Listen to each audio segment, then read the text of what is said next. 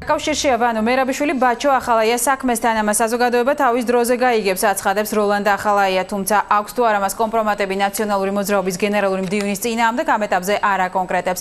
საპარლამენტო უმცირესობის დეპუტატი უფლებადამცველებს მიმართავს და თავისი შვილის უფლებების დაცვას ითხოვს.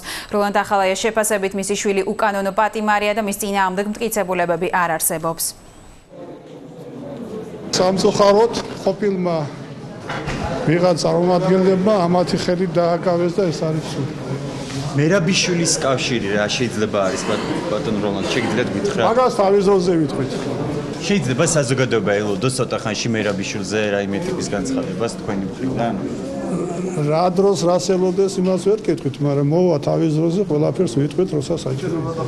უკანონო გზის პატიმარი დღემდე და არც ერთი ადამიანის უფლებათა და დამცველი ორგანიზაცია ხმას არ იღებს დღემდე.